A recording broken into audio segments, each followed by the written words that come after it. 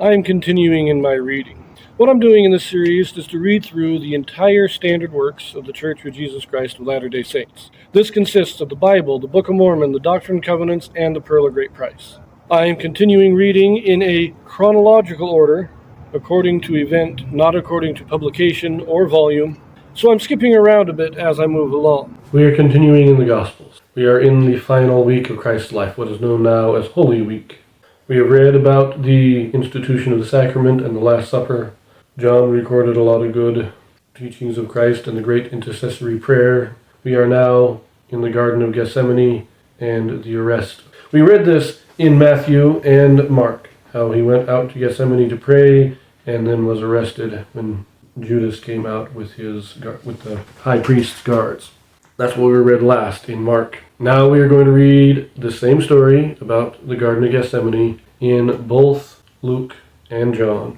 In this video, we have a Joseph Smith translation. Now, what the Joseph Smith translation is, this is a translation or correction done by Joseph Smith to restore those passages that have been lost or corrupted over the years. So first, Luke chapter 22, verses 39 through 53. And he came out, and went as he was wont to the Mount of Olives, and his disciples also followed him. And when he was at the place, he said unto them, Pray that ye enter not into temptation. And he withdrew from them about a stone's cast, and kneeled down, and prayed, saying, Father, if thou be willing, remove this cup from me. Nevertheless, not my will, but thine be done. And there appeared an angel unto him from heaven, strengthening him. And being in an agony, he prayed more earnestly, and his sweat was, as it were, great drops of blood falling down to the ground. And when he rose up from prayer, and was come to his disciples, he found them sleeping for sorrow, and said unto them, Why sleep ye? Rise and pray, lest ye enter into temptation. And while he yet spake, he behold a multitude, and he that was called Judas, one of the 12, went before them, and drew near unto Jesus to kiss him. But Jesus said unto him, Judas, betrayest thou the Son of Man with a kiss? When they which were about him saw what would follow, they said unto him, Lord, shall we smite with the sword? And one of them smote the servant of the high priest, and cut off his ear. And Jesus answered and said, Suffer ye thus far. And he touched his ear, and healed him. Then Jesus said unto the chief priests and captains of the temple, and the elders which were come to him, Be ye come out as against a thief with swords and staves? When I was daily with you in the temple, ye stretched forth no hands against me. But this is your hour, and the power of darkness. Now this is a very different retelling of the story. A lot of the same elements are here, but there are some different and some that are missing. For instance, here we have him praying only once. In Matthew and Mark, he went 3 different times to pray. This also gives us an actual measurement for how far he went. It says a stone cast. Now that would be approximately how far a grown man could throw a stone. So it's not that far. Now they are on the Mount of Olives in the Garden of Gethsemane. So it's far enough that the apostles probably would not have been able to see him. He would have been obscured by the vegetation. But it's not that far. Now, of course, the apostles do still fall asleep. He comes back. He kind of chides them a little bit. Then Judas comes and arrests them. Now, this does indicate in Luke that the high priests and elders were in the crowd. It wasn't just the guards. Matthew and Mark said that Judas led the guards of the high priests. And I think they're more accurate. Luke is just kind of summing up the story. He's not going for strict accuracy here. The one thing that I do find interesting is that the apostles asked Christ if they should fight back. Should we smite them? And then one of them, again, we're not told who, just takes out a sword and starts swinging.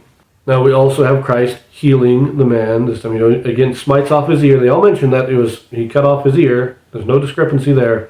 And Luke here mentions that he healed him. Now Mark also mentioned this, but only in the Joseph Smith translation, not in the King James.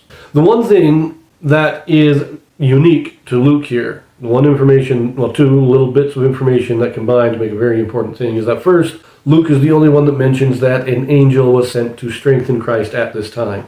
And I mentioned in my other readings that, the reason that I believe he went 3 times is because it was too painful to take it all at once. He had to take some of it, rest for a minute, then take some more, and so on. Luke here seems to support this by saying that he needed an angel to strengthen him, to hold and bear him up a little bit so that he could endure it. But he also mentions him sweating from every pore. His sweat was as it was great drops of blood. The pain was so much that it caused him to bleed. And it is very interesting that he is in the Garden of Gethsemane, in an olive garden, where you would have, well, I believe the actual name of Gethsemane means place of the olive press, where you would press the olives to squeeze the oil out. And here Christ is being pressed down by the sins of the world, which is literally causing him to squeeze out the blood. Very interesting. But now let us look at the Joseph Smith translation. In 39, instead of as he was wont, it is as he was accustomed. And then his disciples followed him. We take out the word also. In 42, we add here, if thou be willing to remove this cup. So we add the word to. In verse 44, instead of his sweat, it is and he sweat, as it were. So that's interesting. And then in verse 45, we have this addition at the end. He found them sleeping, for they were filled with sorrow. Just a minor clarification. In 46, change ye to you. In verse 47, change that to who. In verse 49, change that to who. In verse 52, it is now captains of the temple and elders who were come to him. Are ye come out? Minor clarifications. And that is all. Nothing real new in the Joseph Smith translation, just a few minor clarifications there. Very interesting, but not real significant. So now, let us look at John chapter 18, verses 1 through 14. When Jesus had spoken these words, he went forth with his disciples over the brook Kedron, where was a garden, into the which he entered, and his disciples. And Judas also, which betrayed him, knew the place, for Jesus ofttimes resorted thither with his disciples. Judas then, having received a band of men and officers from the chief priests and Pharisees, cometh thither with lanterns and torches and weapons. Jesus therefore, knowing all things that should come upon him, went forth and said unto them, Whom seek ye? They answered him, Jesus of Nazareth. Jesus saith unto them, I am he. And Judas also, which betrayed him, stood with them. As soon then as he had said unto them, I am he, they went backward and fell to the ground. Then asked he them again, Whom seek ye? And they said, Jesus of Nazareth. Jesus answered, I have told you that I am he. If therefore ye seek me, let these go their way, that the saying might be fulfilled which he spake of them which thou gavest me, have I lost none. Then Simon Peter, having a sword, drew it, and smote the high priest's servant, and cut off his right ear. The servant's name was Malchus. Then said Jesus to Peter, Put up thy sword into the sheath. The cup which my Father hath given me, shall I not drink it? Then the band and the captain and officers of the Jews took Jesus and bound him. Note here that John does not mention Christ praying at all. They go to the garden.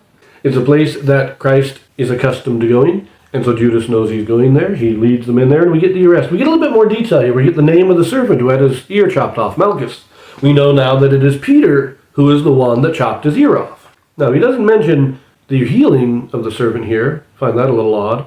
But I do also like that they come in. He says, Who are you seeking? Oh, we're seeking Jesus. I'm him. And they fall backwards. There's actually in the last conference, was it Elton Perry, I think, was the one that gave a good talk, where he talked about this, how even just the presence of God, the presence of Christ, was enough to shake these men a little bit and make them hesitate. Know also that Christ asked them, says, You can arrest me because I have to be arrested, but leave my disciples alone because it needs to be fulfilled that I lost no one, meaning that nobody died and nobody fell away. So these are all very interesting details. It's a very interesting thing here that he doesn't mention the actual atonement, the actual praying and taking on him the sins of the world here, as the other three do. And I think the reason for this is we got to remember that John's audience is members of the church. He is writing to those who already know the basics of the story. They know he went into the garden and took on him the sins of the world. He's giving them new information. That's what John is doing here. The other three are writing to non-members, either the Jews or the Gentiles, to convince them that Jesus is the Christ, is the Son of God. John is writing to those who already believe, those who have already been baptized and accept Christ as their Savior, and he is writing to give more information. He's basically saying, let me tell you a few inner details, a few things that only the apostles knew until now. I am going to make these things public. That's what we're getting here, to a large extent, is John. He's not telling what would already be commonly known among the members of the church. He is telling those extra details that many in the church would have been asking about, but yet had not been written down. Now, there is no Joseph Smith translation in John here. John has the least amount of the Joseph Smith translation in any of the Gospels. So we're going to leave that here, and we will be reading about his trial next as we progress in the Gospels. So I will see you there.